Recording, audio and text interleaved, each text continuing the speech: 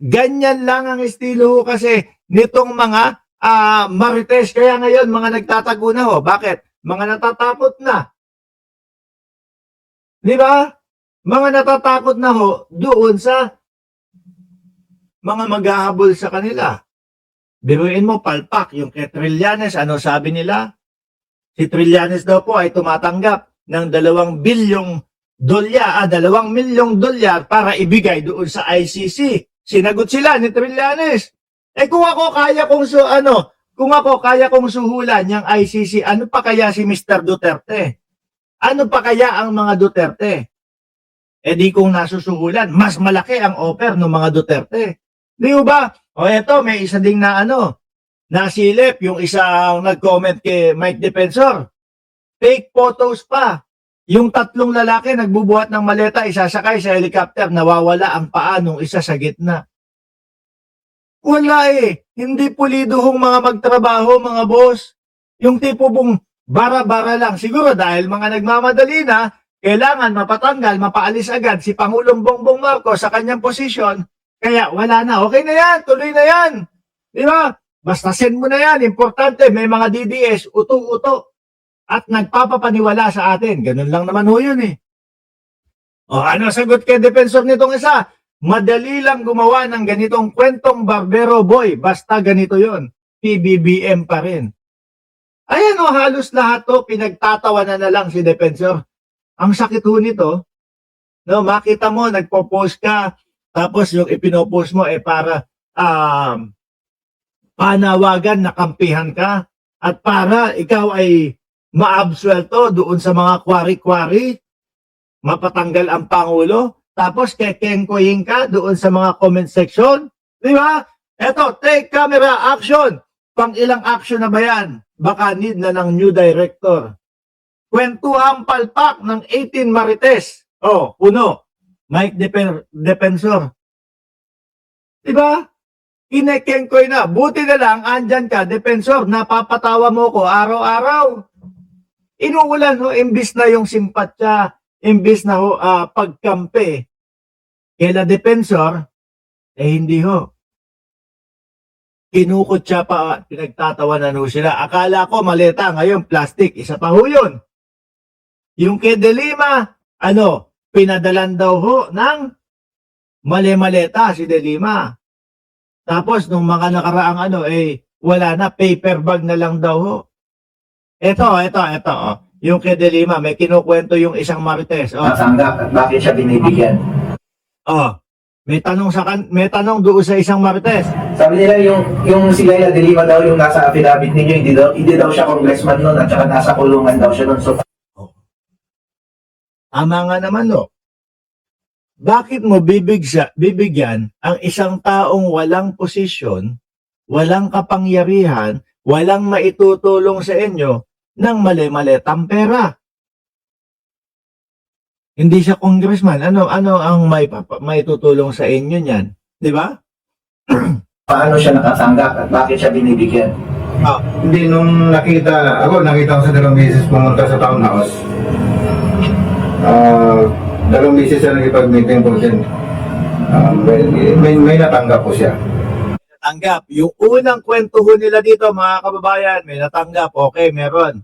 No? Tapos, ang sabi naman ni Baligod, yung lawyer na laging nakapront para sa kanila, yung lawyer na laging nagsasalita para sa kanila, ang sabi naman nun, mga kababayan, ay na oversight lang daw niya si De Lima. Di po ba? Ang sinasabi narinig niya kasi na si De Lima kasama doon sa mga nag-uusap o napag-uusapan sa ICC. Kaya ang ginawa niya, sinama niya si De Lima. From maleta to paper bag na lang daw mga kababayan. Di ba? Tapos sumunod yung pagkatapos ng paper bag, biglang naging na lang daw expandable folder na lang daw mga gago. Hindi tama yung mga pinagsasasabi. Di ba, Sir Simply Talkies, shout out sa lahat. Hindi na daw maisa-isa. Madami daw. Di ba? Mga sira ang tuktok. Pakisuportahan ang channel ni Simply Talkies, mga kababayan.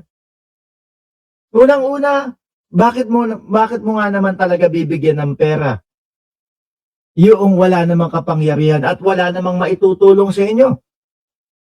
Di ba? O hindi kaya ang dahilan na lang po nung mga pinapalabas nila ay para i-discredit ang ICC at merong nangyayaring korupsyon at suhulan kaya nandoon sa ICC ang tatay nilang karton. Ibig ba nilang sabihin nakakalabas ng jail si De Lima para umattend ng hearing? Ang gulo. Kaya Trillanes naman, may sinasabi ho sila. Sabi ni Baligod, actually hindi po nila nakita. No? Si Trillanes na tumatanggap. Meron naman silang mga interview na kitang-kita po nila, nakita po nila si Trillanes tumatanggap ng pera tapos ibibigay doon sa ICC. Hindi mo alam kung ano papaniwalaan. Kailangan mong maging DDS. No? Para lunukin ho, mga kababayan, yung mga kasinungalingan nitong mga ito at mapaniwala ang iyong sarili. Tayo ho, hindi pwede. Hindi ho lulunukin ang ating sarili yan eh. Yung alam mo na puro katarantaduhan lang ang mga pinagsasasabi nitong 18 marites, tapos sasabihin, oo, tama sila, totoo sila. Hindi ho natin kaya lunukin yan, mga bossing. At ako, alam ko, kayo din ho. Sa mga DDS pa, favorite nila yan. Ano? Maging uto-uto. O yeah, oo. No, tingnan nyo ho, mga bossing, yung kay Bong Suntay. Mali na. Pero pinipilit pa nilang ilusot. Yung misis asawa ni Bong Suntay, humingi na ng paumanhin kay Ann Curtis.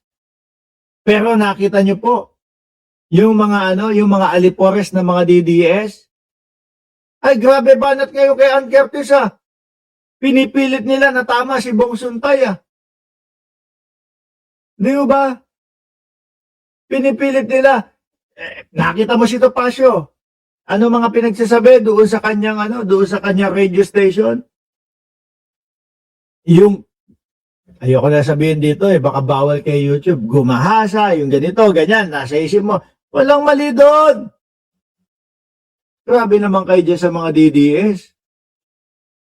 May mga sira na yata tuktok nyo dyan no? Oh, tuloy.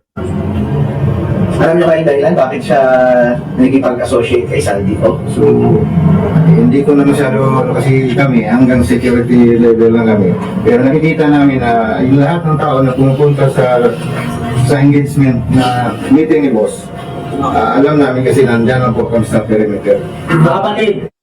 Oh, eto pa, may dagdag pa si Mike Defensor, mga bossing, no?